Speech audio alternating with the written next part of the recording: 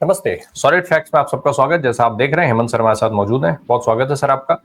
Sir, दुनिया में Trump साहब जिस तरीके से मोदी जी की बेइज्जती करवाने में लगे हुए हैं, वो बार बार 10 बार अब तक बता चुके हैं कि सीज फायर उनकी वजह से हुआ। अपने कोर्ट में लिखित दे चुके हैं कि उनकी वजह से अगर ट्रेड, परमाणु सब कुछ लिख के दे चुके हैं कि सीज फायर, अगर ट्रंप आगे नहीं आते और ट्रेड की धमकी नहीं देते तो सीज फायर नहीं होता, भारत पाकिस्तान में युद्ध चल रहा होता, इत्यादि इत्यादि। बहुत बातचीत हुई है इस पर। अब एक बड़ी खबर ये आ रही है कि अडानी साहब को लेकर अमेरिका में नई जांच शुरू हो गई। अडानी की बहुत सारी जांचों पे हमने बहुत विस्तार पूर्वक बात किया है, अपने तमाम दर्शकों को बताया उसके पीछे क्या क्या कहानी चल रही है। लेकिन अब जिस तरीके की जांच शुरू हुई है उसमें ये दिखाया जा रहा है, वॉल स्ट्रीट जर्नल जो अमेरिकी अखबार है उसकी खबर है, उसकी रिपोर्ट है, जिसमें अमेरिका में एक जांच हो रही है कि अडानी साहब ने ईरान से गैस जो है वो मुद्रा पोर्ट के रास्ते आयात करने का काम किया और अब उसकी जांच होने जा रही है। दो चीजें हैं सर। एक, क्या माना जाए, क्यों ये नई जांच शुरू करने की जरूरत पड़ गई जब ऑलरेडी एक मामले में वो वहां पे जो है बुरी तरीके से अडानी फंसे हुए हैं। तो क्या अडानी के पीछे लग करके ट्रंप अडानी को चोर साबित करना चाहते हैं, या फिर इसके पीछे वो कुछ और मिशन लेकर के अंजाम देने की कोशिश में लगे हुए हैं? राम प्रकाश जी नमस्कार, आपको सारे दर्शक साथियों को। देखिए, जो कुछ ट्रंप कर रहे हैं ना, उसको आइसोलेशन में मत देखिए, उसको एक ब्रॉड पिक्चर के तौर पर देखिए। ट्रंप 4 साल पहले राष्ट्रपति रह चुके हैं और अब चौथा महीना उनका कार्यकाल का चल रहा है। तो वो अब जो कुछ भी कर रहे हैं, इस बार उन्होंने अपना जो भक्त वर्ग है उसकी जो एक्सपेक्टेशंस का लेवल है वो बहुत बढ़ा रखा है। To make America great again, और ये अगेन और वो अगेन। वो नारे तो बड़े बड़े थे, अच्छे दिन जैसे नारे थे वो। उनको अचीव करना कहीं ना कहीं दुश्वार होता है, बहुत मुश्किल होता है। तो वैसी सूरत में वो एक खास तरह की ऑप्टिक्स क्रिएट करने के मूड में है, और वो ऑप्टिक्स डोमेस्टिक पॉलिटिक्स के लिए है। जो कुछ उन्होंने किया, जो भारत पाकिस्तान के संघर्ष को लेकर के बात कर लीजिए आप, या ओवरऑल दुनिया के ट्रेड को लेकर के जिस तरीके की उनका व्यवहार है, अपने जो संस्थान है यूनिवर्सिटीज के, हार्वर्ड से लेकर के तमाम, वो एक खास तरह की ऑप्टिक्स क्रिएट कर रहे हैं अपने भक्त वर्ग के लिए कि देखिए, पूरी दुनिया की नीतियां और निर्धारण और सब कुछ शासन में ही कर रहा हूं, और आप चिंता मत करो, आपके तो अच्छे दिन आएंगे। उसके लिए चाहे आपको जो है टैरिफ 150% देना पड़े, 125% देना पड़े, वो एक खास तरीके का नैरेटिव बिल्ड कर रहे हैं। तो भारत भी उससे अछूता नहीं है। भारत के प्रति उनका जो व्यवहार है उसको आप ब्रॉड टर्म्स के अंदर देखिए। भारत के साथ पाकिस्तान का परमाणु युद्ध फला, जबकि हमारे सीडीएस साफ कह चुके हैं कि परमाणु युद्ध का कोई थ्रेशोल्ड नहीं था। उसके बावजूद 10 से 12 बार उन्होंने जिस तरीके से इसका जिक्र किया है, उसके पीछे राम प्रकाश जी उसकी मंशा देखिए क्या है। उनकी मंशा कहीं ना कहीं नोबेल पीस प्राइज की भी है, अपने आप को मार्केटिंग करने की भी है, और वो बहुत डेस्परेट है उसको लेकर। उनको इस बात का भी मलाल है कि पिछले 4 साल की टर्म में उनका नहीं हो पाया, तो इस बार फर्स्ट अवेलेबल अपॉर्चुनिटी पे वो नोबेल पीस प्राइज लेना चाहेंगे। एक भारत वाले मसले पर ये, प्लस एक बात भारत के बारे में उनको बहुत स्पष्ट है अब से, और इस पिछली टर्म के अंदर भी क्लियर हो गई थी कि जो राजा की जान है वो तोते के अंदर बसती है। और तोता कौन है ये मुझे और आपको बताने की जरूरत नहीं है। अडानी के ऊपर जिस तरीके के केसेस पहले जांच अमेरिका के अंदर हुई, चाहे वो कॉन्ट्रैक्ट दिलाने के नाम पर कुछ करने का मामला हो, चाहे भारत के अंदर जो क्या नाम है अमेरिकन इन्वेस्टर्स के पैसे को रिश्वत के तौर पर देने के आरोप हो, चाहे जो ये लेटेस्ट मामला है, इसमें तो कमाल ये है कि सारी की सारी लोकेशन सैटेलाइट से ट्रैक हो गई है। वो मैं दर्शकों को बताना चाहूंगा कि ये जो जांच हो रही है बेसिकली, ये जो यूएस के ब्रुकलिन में यूएस के अटॉर्नी जांच कर रहे हैं। और वो जांच क्या है, उसका थोड़ा सा खुलासा, थोड़ा सा इंडिकेशन जो अमेरिकन पत्रिका है वॉल स्ट्रीट जर्नल, उसने किया है। उसमें क्या है कि अडानी की कंपनी जो मुद्रा पोर्ट पे जो है ईरानी एलपीजी सप्लाई की गई, उस पर फेक झंडे के सहारे लोकेशन को छुपा करके। आपको पता है कि जो जितने भी शिप्स होते हैं पूरी दुनिया के अंदर, वो सारे फ्लैग शिप्स होते हैं कि ये फला देश का है, ये फला देश का, वो झंडों के साथ होते हैं। तो यहाँ पर क्या है बेसिकली कि मुद्रा पोर्ट के रास्ते जो भारत में ईरानी एलपीजी लाने की आयात के आरोप है, जबकि यूएस ने उनको सैंक्शन कर रखा था कि वो क्या नाम है अपने ईरान से कोई भी ना पेट्रो खरीदेगा, पेट्रोलियम, और ना कोई पेट्रो प्रोडक्ट्स खरीदेगा। उसके बावजूद भी इन पर यह आरोप लगा है। लेकिन अडानी एंटरप्राइजेज ने पहली बार बहुत तेजी से पल्ला झाड़ने का काम किया है। उन्होंने इन आरोपों को शरारतपूर्ण भी बताया है, और ये कहा कि ये कहीं ना कहीं हमें बदनाम करने की कोशिश है। ऐसा कुछ भी हमारी जानकारी में नहीं है, और जांच भी हमारे नोटिस में नहीं। तो जांच जब इनिशियल होती है, कोई भी अटॉर्नी जांच शुरू करता है किसी देश में, तो वो आपको बता के नहीं करता। जब वो किसी निष्कर्ष पर पहुंचता है, एक पर्टिकुलर डायरेक्शन पकड़ता है, और जब आपकी सहयोग की जरूरत पड़ती है उसको अपनी जांच में आगे बढ़ाने के लिए, या आपके वर्षन की जरूरत पड़ती है, then only he informs you. Otherwise वो सुओ मोटो लेकर के और अपने सारे टेक्निकल डेटा सारा का सब जुटाता है जिस तरीके से। अब यहाँ पर जो इंटरेस्टिंग बात है ये क्या है कि मुद्रा पोर्ट और फारस की खाड़ी के बीच में जो जहाज चलते हैं, टैंकर्स चलते हैं, गैस टैंकर्स बोलते हैं उनको, उन सब के बीच उनके अंदर जो है, जो जहाज यहाँ ट्रैक किया गया इस मामले के अंदर, उसका नाम भी बताऊंगा, मैं सारी चीज कहूंगा, वो टैंकर का जो क्या नाम है, जो ऑटोमेटिक जो इंडिकेटर होते हैं उस पे गड़बड़ी की गई, और वो इस तरह की चीज सामान्य है शिपिंग कार्गो के दौरान। और वो जहाज एक्चुअल में दिखाया गया कहीं इराक की बंदरगाह पर, और दूसरे सैटेलाइट ने पकड़ा उसको ईरान की बंदरगाह पर एलपीजी लेते हुए। और वो जहाज कौन सा है? वो पनामा का जहाज है, और उसके लिए एलपीजी लाने का काम लगातार करता रहा है। एसएमएस ब्रोस नाम है उसका, एसएमएस ब्रोस कार्गो शिप, जो पनामा का जिसपे झंडा लगा हुआ है। और अप्रैल की ये सारी की सारी घटना है। तो बेसिकली क्या है कि उन्होंने जो एलपीजी टैंकर जितने भी वर्ल्ड ओवर चलते हैं उनको ट्रैक करने के लिए एक सिस्टम है, लॉयड्स लिस्ट इंटेलिजेंस। उनके मुताबिक शिप्स की ऑटोमेटिक आइडेंटिफिकेशन सिस्टम होते हैं, एआईएस बोलते हैं उसको। उसमें रियल टाइम आप ये देख सकते हो कि कौन सा शिप किस पर्टिकुलर डेट पे कहां पर कब था और कैसे था, किस अवस्था में। तो उसके जरिए इसको लोकेट किया गया है। और ये एक बहुत आम तरीका है छेड़छाड़ का, कि जब आपने कोई गड़बड़ करनी होती है तो आप अपनी आइडेंटिफिकेशन को या तो छुपा लेते हो या मैनिपुलेट कर लेते हो। तो इसमें क्या हुआ, इस केस में वॉल स्ट्रीट जर्नल ने जो जांच करी उसमें ये पता लगा कि एक्स डेट के ऊपर, और वो एक्स डेट थी 3 अप्रैल, उस दिन वो जहाज कहीं ना कहीं इराक में दिखा रहा है, इराक के एक पर्टिकुलर एरिया के अंदर। और बाद में जब उसको देखा गया तो ईरान की उसके ऊपर डॉक किया हुआ मिला। तो ये सारी चीज कहीं ना कहीं प्राइमरी इंडिकेशंस हैं कि कुछ तो गड़बड़ है। उसको वो कोरिलेट कर पाएंगे, कोऑर्डिनेट कर पाएंगे।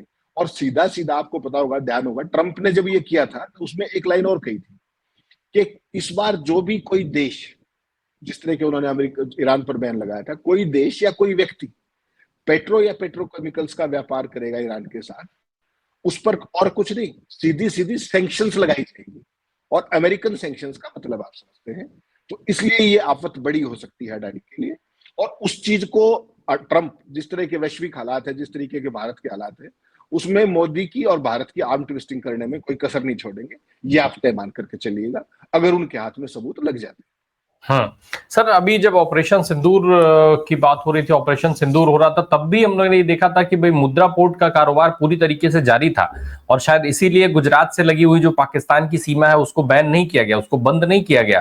तो ये क्या ट्रंप साहब मान चुके हैं कि अगर हम अडानी का पेंच कसते रहेंगे, अडानी पर ग्रिप करते रहेंगे, तो भारत हमारे आगे झुका रहेगा, मोदी जी हमारे आगे झुके रहेंगे और जैसा हम चाहेंगे वैसा मोदी जी बोलेंगे, करेंगे? क्योंकि कहीं ना कहीं आज ट्रंप को बड़ी जरूरत है नरेंद्र मोदी जी के उस स्टेटमेंट की, जब वो कहें कि हाँ, ट्रंप साहब की वजह से ही सीज फायर हुआ। जिस तरीके से उन्होंने अपने कोर्ट में लिखित एफिडेविट दिया है, आज वो सारी चीजें सही साबित हो जाएंगी। दुनिया के साथ जो व्यवहार ट्रंप कर रहे हैं ट्रेड वॉर को लेकर के, वो सही साबित हो जाएगा सिर्फ और सिर्फ भारत के एक बयान से। और भारत ऑलमोस्ट कई मामलों में अमेरिका के आगे बिल्कुल नतमस्तक है। जिस तरीके से टैरिफ जीरो करने का वो करते हैं, सीज फायर का ऐलान ट्रंप करते हैं, ये सारी चीजें तो यही दिखा रही हैं कम से कम। राम प्रकाश जी, देखिए, मैंने आपको पहले भी कहा कि जो ट्रंप जो खेल कर रहे हैं, ट्रंप खेल कर रहे हैं अपनी लोकल ऑडियंस के लिए। और मोदी की भी सारी राजनीति किन बातों पर टिकी हुई है? मोदी की राजनीति के तो दो ही वो है, राष्ट्रवाद और 56 इंची। लेकिन 10 तारीख से लेकर के आज तक, आज 3 तारीख हो गई है, क्या मोदी जी ने एक बार भी, मोदी ने या उनके किसी भी बड़े उसने, जैसे मान लीजिए आउटराइट रिजेक्ट जो करने की बात होती है, ट्रंप ने जो दावे किए हैं 10 तारीख से लेकर आज तक 23 दिन हो गए, क्या आउटराइटली रिजेक्ट किया है यूएस की इंटरवेंशन को? जवाब है ना। आउटराइटली रिजेक्ट कर सकते हैं ना कि अमेरिका का कोई लेना देना नहीं, लेकिन ये किसी ने नहीं कहा। टू दैट एक्सटेंट जो आपके साथ डेलीगेशन गए थे विदेशों के अंदर, वो भी सिंबॉलिक बात कर रहे हैं, सीधी बात नहीं कर पा रहे। लेकिन जब हमला ट्रंप की तरफ से है तो आपकी सेकंड लाइन और थर्ड लाइन का जवाब काम नहीं आएगा, ये मान करके चलिएगा। जवाब मोदी को देना पड़ेगा। एट दी मैक्स आप क्या कर सकते हैं कि जयशंकर से जवाब दिलवा दें। प्रेजेंट रिजीम में पिछले जो लगातार जब से ट्रंप आए हैं, अगर तब का वो देखें पूरा का पूरा, अगर 130-35 दिन का जो भी आपका ये वक्फा है 20 जनवरी से लेकर अब तक, किसी ट्रंप की बात को हिंदुस्तान ने नेगेट नहीं किया अब तक। उसको कंट्राडिक्ट करने की तो बात ही छोड़ दीजिए, नेगेट करना भी एक शब्द होता है कि आपने कहा मैंने मना कर दिया, और कंट्राडिक्ट करना तो एक बड़े शब्दों की बात होती है, वो नहीं किया है। तो इसका मतलब बड़ा साफ है कि देखिए मोदी जी के लिए भी अपनी जो राजनीति है, लोकल पॉलिटिक्स, वो बेहद महत्वपूर्ण है, बेहद महत्वपूर्ण। वो अगर ट्रंप की बात को ये स्वीकार कर ले कि भारत ने सीज फायर किया अमेरिका के कहने से, तो मोदी की नहीं 100 साल की आरएसएस की जो भी हिंदुस्तान के अंदर जो था कि हमसे बड़ा कोई राष्ट्रवादी नहीं, हमसे बड़ा कोई आत्मनिर्भर नहीं, और सारी चीजें वो 1 मिनट में ध्वस्त हो जाएंगी। मैं और आप तो जानते हैं कितने राष्ट्रवादी, मुझे और आप तो इनकी सारी इनकी कूटनीति का भी पता है, इनके सब चीजों का पता है। लेकिन देश के आम आदमी को अगर ये मैसेज चला गया कि ट्रंप ने बाजू मरोड़ करके, जो कि वो दावे कर रहे हैं लगातार, आपका सीज फायर कराया था, तो फिर आरएसएस की भी और बीजेपी की भी तत्काल भारत में राजनीति समाप्त मान के चलिएगा, क्योंकि आप 100 साल की राजनीति आपकी केवल ये है कि हमसे बड़ा राष्ट्रवादी कोई नहीं। तो मोदी उसको स्वीकार करेंगे? कभी नहीं करेंगे। इसी तरीके से ट्रंप करते रहेंगे, वो अपनी डोमेस्टिक ऑडियंस को एड्रेस करते रहेंगे, ये चुप रह करके अपना 56 इंची दिखाते रहेंगे। आप जानकर हैरान होंगे, आज अहमदाबाद का जो मोंटेरो स्टेडियम था, जो सरदार पटेल साहब के नाम से था, उसको आपको याद होगा ना, मोदी जी ने अपने नाम पे कर लिया था। वहां पर आज आईपीएल का फाइनल होने वाला है। आईपीएल के बारे में सुप्रीम कोर्ट से लेकर के तमाम जगह पर क्या एक राय है कि सट्टा और फलाना सारा, उसके बावजूद भी आईपीएल की इवेंट को आज किस तरीके से तीनों सेना चीफों को बुलाया गया वहां पर, और वहां भी राष्ट्रवाद का और सिंदूर का सारा एक जो तड़का लगाने की बात है वो कोशिश की जा रही है। कारण समझिए क्या है, सारे के सारी सियासत आपकी 22 अप्रैल से, जब से पहलगाम हुआ था और उसके बाद पाकिस्तान के साथ ऑपरेशन सिंदूर, आपका नैरेटिव क्या है? केवल और केवल राष्ट्रवाद, सो कॉल्ड राष्ट्रवाद। एक भी आतंकी नहीं पकड़ा गया, उसके बाद आपने सबको जहन्नुम में पहुंचा दिया। ये मोदी जी हर सभा में कहते हैं, हर रोड शो में कहते हैं, पकड़ा कोई नहीं गया, जहन्नुम में सारे पहुंचे। तो उस चीज को समझिए, उस मेंटलिटी को समझिए क्या है कि पूरे का पूरा जो आपका प्लैंक है राष्ट्रवाद का, आज देखिए आप जब से ये सिंदूर हुआ, ऑपरेशन सिंदूर, उसके बाद आपने क्या किया? सबसे पहले आपने यात्रा निकाली, तिरंगा यात्रा। पूरे देश के अंदर भाजपा की सरकारों की प्रायोजित यात्रा होकर रहेगी, उसको वो रिस्पॉन्स नहीं मिला। उसके बाद मोदी जी निकले रोड शो करने, रैलियां करने, देखा आपने। उसके बाद सिंदूर सम्मान यात्रा की बात आई, घर घर सिंदूर बांटने की बात आई, वो काउंटर प्रोडक्टिव हो गया, वो बैकफायर कर गया। अखबार की खबर को झूठ बता करके पल्ला झाड़ना पड़ा, वरना 9 तारीख को पूरे देश में सिंदूर बट रहा होता। तो उस सिंदूर के अलावा, राष्ट्रवाद के अलावा आपके पास जनता को ऑफर करने के लिए कुछ नहीं है राम प्रकाश जी। इसीलिए आज आईपीएल के फाइनल में भी आपने देखा, जब से सिंदूर शुरू हुआ, आपने एक चीज ऑब्जर्व की नहीं शायद, कि जब भी मैच शुरू होता है तो जनगण मन बजाया जाता है, राष्ट्रगान बजाया जाता है। तो ये काम तो आईपीएल तो हमारे देश में हो रहा था, हर एक मैच में ही बजा लेते। इसमें ऐसी क्या चीज होगी? राष्ट्रगान तो अच्छी चीज है, हर एक मैच के अंदर बजा ही लेना चाहिए। अब क्यों बजाया गया? तो कहीं ना कहीं आईपीएल को भी राष्ट्रवाद की पुड़िया उसमें लपेट करके आज जिस तरीके से नरेंद्र मोदी स्टेडियम, उसका नाम ही नरेंद्र मोदी स्टेडियम हो गया है, वो देश का सबसे बड़ा स्टेडियम, वहां पर आज तमाम तरीके के कार्यक्रम होंगे फाइनल के दौरान। तिरंगे का पूरा थीम बनाया जाएगा, सिंदूर का पूरा थीम बनाया जाएगा। तो आप डेस्परेशन समझिए क्या है कि आप जब ट्रंप की बातों का जवाब नहीं दे सकते, जब आप G7 में आपको इनवाइट नहीं मिलता है, तो कहीं ना कहीं आपको देश की जनता का ध्यान भटकाना है, नहीं भटकाना है? तो उसमें आप क्या करें?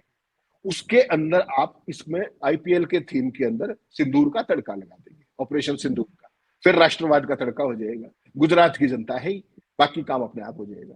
लेकिन एक बात आपको और समझनी पड़ेगी इस सारे क्राइसिस में, आज की तारीख में देखिए, एक बात आपको माननी पड़ेगी राम प्रकाश जी, पूरी ईमानदारी और जिम्मेदारी के साथ, 11 साल के मोदी शासन में जितने बड़े क्राइसिस में मोदी जी इस बार फंसे हैं, इससे पहले इतने बड़े क्राइसिस में, फेस लॉस में मोदी कभी नहीं फंसे थे। उसके बावजूद भी वो अडानी की मदद करने से बाज नहीं आ रहे। 2 दिन से आपने एक खबर देखी होगी कि अडानी की कंपनी के बॉन्ड्स जारी हुए, कोई लेने नहीं आया। 5,000 करोड़ रुपया एलआईसी का लगवा दिया। एलआईसी किसकी है भाई? एलआईसी में मेरा और आपका प्रीमियम है, इस देश के 144 करोड़ लोगों का प्रीमियम है। सरकार कैसे सारे के सारे बॉन्ड खरीद सकती है? और कल को वो कंपनी अगर डूब गई तो आम जनता के पैसे का क्या होगा? लेकिन बात समझिए कि मोदी जी इतने कष्ट के बाद भी, इतने क्राइसिस के बाद भी, not only national, international crisis के बाद भी, फेस लॉस के बावजूद भी, राष्ट्रवाद आपका जो है उस पर बिल्कुल जिसको कहते हैं ना कसौटी पर होने के बावजूद भी अडानी को नहीं छोड़ते। अडानी के लिए वन वे ट्रैफिक आज भी है। 5 करोड़ के बॉन्ड, मजाक मत समझिएगा इसको कि 5 करोड़ का बॉन्ड आपने ऐसे ही कर दिया। उसके लिए बहुत बड़ा सीना चाहिए, देश को जवाब देने की आपकी हिम्मत होनी चाहिए, क्योंकि देश का मीडिया आपसे कोई सवाल नहीं पूछेगा और देश की जनता को राष्ट्रभक्ति की पुड़िया सुंगा दी गई है या चटा दी गई है। उसके बावजूद भी ये सब काम कर रहे हैं। तो आपको क्या लगता है कि ट्रंप इन बातों से अलूफ है क्या? उनको पता है कि तोते के अंदर जान है राजा की, इसीलिए वो हर अवेलेबल अपॉर्चुनिटी पे अडानी की बाजू मरोड़ने से, अडानी को अगर सुई लगाओगे तो दर्द कहीं और होगा, वो काम वो लगातार कर रहे हैं। लेकिन उस सारे के बावजूद भी जो आपने सवाल पूछा वो बड़ा स्पेसिफिक सवाल है कि मोदी जी कभी इस बात को स्वीकार नहीं कर पाएंगे ओपनली कि ट्रंप ने सीज फायर कराया, और अगर वो कराएंगे तो भाजपा और आरएसएस का तो 100 साल का किया कराया साफ हो जाएगा कि एक स्वयं सेवक आया था 56 इंची की बता के गया था और उसकी यह हालत हुई और देश की हालत कराई। ऑपरेशन सिंदूर का आपने जिक्र किया, आईपीएल का जिक्र किया, तो दर्शकों की जानकारी के लिए एक बड़ी खबर और बता दूं, बहुत सारे लोगों ने हो सकता है देख लिया हो, जिन्होंने ना देखा हो। कच्छ के पास बॉर्डर से जो लगा हुआ एरिया है, वहां पर ऑपरेशन सिंदूर के लिए मेमोरियल पार्क बनाने की तैयारी हो गई है। गुजरात सरकार ने ऐलान भी कर दिया है और वो इसको एकता का प्रतीक बता रहे हैं। तो ये वो जगह चुनी गई है। बंद किया गया अटारी बॉर्डर, लेकिन मेमोरियल बनेगा गुजरात के कच्छ के से लगी हुई सीमा पे। पुंछ में लोग मारे गए, उसका जिक्र नहीं है, उस पर एक लाइन नहीं बोला गया, उस पर संवेदना नहीं व्यक्त किया प्रधानमंत्री जी ने हमारे। लेकिन कच्छ में जो है जाकर के वहां पर और मेमोरियल पार्क बनाने की बात होने लगी ऑपरेशन सिंदूर में। पाकिस्तान के डोजियर की बात भारत की मीडिया कर रहा है, लेकिन भारत का डोजियर कहां है इस पर कहीं सवाल नहीं है। युद्ध के बाद जो डोजियर बनता है उस पर कोई सवाल नहीं उठा रहा है कि वो डोजियर कहां है, भारत ने डोजियर क्यों नहीं बनाया, बनाया तो कहां है, उसका वो हिस्सा जो पब्लिक में आना चाहिए वो कहां है, जो संसद में आना चाहिए वो कहां है। चलिए, सेना का हिस्सा तो ठीक है, पाकिस्तान के डोजियर से बताया जा रहा है कि 20 नहीं 28 जगह तबाह की गई। खैर सर, मैं समझना स्पेसिफिक एक चीज और चाहता हूं कि अडानी साहब को लेकर के जिस तरीके की घेरेबंदी अमेरिका में है, लगातार बार बार हर बार जब भी कोई बड़ा मामला आता है तब ट्रंप साहब अडानी जी की एक चूड़ी घुमाते हुए दिख जाते हैं। पहले भी यही हुआ था, अभी भी यही दिख रहा है। असल में ट्रंप क्या अडानी को चोर साबित करना चाहते हैं या केवल चोर साबित करते हुए दिखाना चाहते हैं? किसमें ज्यादा फायदा है ट्रंप साहब का, और क्या फायदा है, कितना बड़ा फायदा है अडानी को चोर साबित करने में ट्रंप का? नहीं राम प्रकाश जी, मनोविज्ञान भी कोई चीज होती है। आपने मुझे आज चोर साबित कर दिया तो मेरी सजा हो गई, मैं सीन से बाहर हो गया। आपको मुझे चोर साबित नहीं करना, आपने मेरे ऊपर तलवार लटकाए रख दी है और हर फर्स्ट अवेलेबल अपॉर्चुनिटी पे आपने मेरी जांच शुरू कर देनी है, और वही काम ट्रंप प्रशासन लगातार कर रहा है। आप इस पूरे मामले का जो लेटेस्ट मामला उसको समझने की कोशिश कीजिए क्या है। वॉल स्ट्रीट जर्नल ने क्या किया, लॉयड्स लिस्ट के जो रिसर्चर थे उस प्लेटफॉर्म का प्रयोग किया और उस जहाज का पता करने के लिए एआईएस के जरिए कि ये जहाज कहां पर था। तो 3 अप्रैल 2024 को दक्षिण इराक के खोर अल जुबैर में यह जहाज खड़ा था एज पर आइडेंटिफिकेशन, एक सैटेलाइट के मुताबिक। इसी सैटेलाइट पिक्चर में, ये दूसरे सैटेलाइट पिक्चर में जहाज नहीं दिखाई दिया, तो फिर इसको ट्रैकर के माध्यम से ट्रैक करने की कोशिश की गई। तो दूसरे सैटेलाइट ने बताया कि ये जहाज, इस फ्लैग का जहाज तो ईरान के टॉनबुक में एलपीजी टर्मिनल पर डॉक किया गया है। तो आप खेल समझिए क्या है, दिखा इराक में रहे हो, खड़े ईरान में रहे हो, और ऑटोमेटिक आइडेंटिफिकेशन स्कीम के जो सिस्टम है उसको आपने मैनिपुलेट कर रखा है। अमेरिका इस मामले में, ये 2024 का मामला है, इसको, ये तो बाइडेन के टाइम का मामला था। तो ये मत समझिए कि बाइडेन चले गए और चीजें खत्म हो गई। जो शासन प्रणाली है वो सतत है, वो चलती रहती। आज आपके हाथ कुछ लगा है, कल आपके हाथ कुछ लगा है, वो चीजें लगातार इन्वेस्टिगेशन में चलती रही। और यूएस एडमिनिस्ट्रेशन कंटिन्यूटी में ही काम करता है। आप अपनी पॉलिसी को बदल सकते हैं, किसी पॉलिसी को ईज कर सकते हैं, किसी को टाइट कर सकते हैं, ये सारी चीज है। लेकिन ये खेल आप देखेंगे तो 2024 का है जब बाइडेन थे। इसका मतलब बड़ा साफ है कि बाइडेन प्रशासन के समय से भी ये लोग टारगेट पे हैं लगातार। और बाइडेन के टारगेट पे क्यों थे उसको समझने में बहुत रॉकेट साइंस नहीं है। आपको ध्यान होगा पिछली बार जब आपने हाउडी मोदी किया था तो वहां सरेआम ये कहा था कि अब की बार ट्रंप सरकार। तो जो डेमोक्रेट्स के साथ भी हमारे रिश्ते थे वो कहीं ना कहीं खराब थे, और जाते जाते बाइडेन ने कई चीजें की भी जो भारत के खिलाफ थी।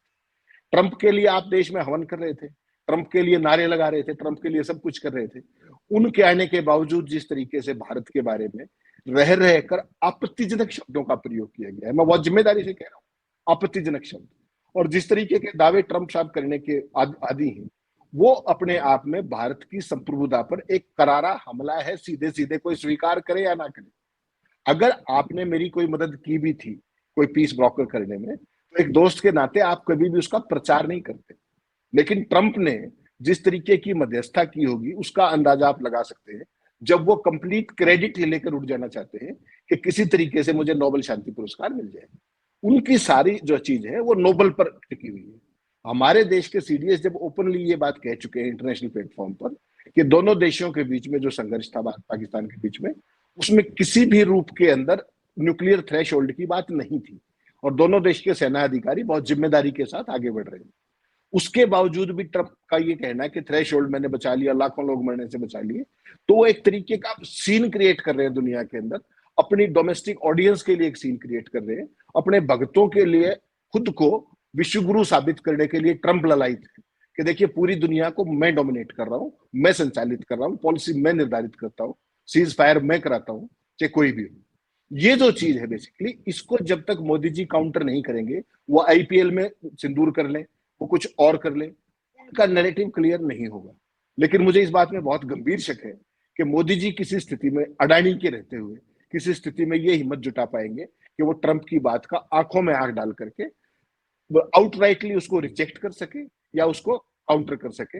ऐसा चांस मुझे अभी तक नहीं लगता, क्योंकि ये करना होता तो damage has already been done, lot of damage has already been done. 23 दिन कोई थोड़े नहीं होते, और ट्रंप हर अवेलेबल अपॉर्चुनिटी पे इस घटना का जिक्र करना नहीं छोड़ता।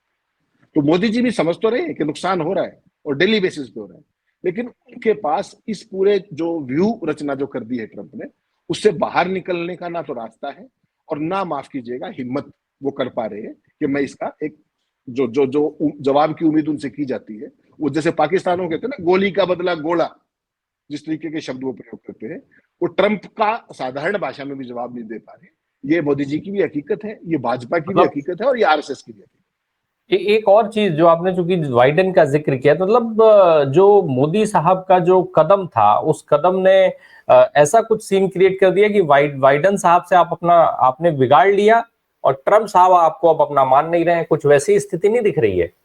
राम प्रकाश जी, बाइडेन से नहीं, डेमोक्रेट्स एट लार्ज से, दो ही तो पार्टियां हैं अमेरिका के अंदर। बाइडेन तो एक व्यक्ति है बेसिकली, तो डेमोक्रेट्स है ना भाई। आज बाइडेन था, उसके बाद कमला हैरिस, कोई और, उसके बाद कोई और। जो डेमोक्रेट्स के बारे में देखिए, राष्ट्रपति कमला हैरिस के साथ तो मोदी जी जो है वो आगे बढ़ाना चाह रहे थे, संबंध मजबूत करना चाह रहे थे। नहीं, लेकिन आपने जो रिपब्लिकन राष्ट्रपति को जो स्टेज के ऊपर ये कहा कि अब की बार ट्रंप सरकार, वो तो विश्व की कूटनीति के इतिहास में ऐसा किसी ने किया ही नहीं ना। मोदी तो नया इतिहास रच के आए थे ना भाई। दूसरे देश के अंदर चुनाव हो रहा है, मैं और आप कौन होते जाके ये कहने वाले कि आप इसके बारे में कीजिए या वो कीजिए। अब की बार ट्रंप सरकार का मतलब क्या है? और जब भारत में चुनाव होने थे कोविड के बावजूद, उस समय उनको अहमदाबाद में लेके आए नमस्ते ट्रंप। तो वो एक पूरे का पूरा एक सिस्टम म्यूचुअल अंडरस्टैंडिंग के साथ किया गया था।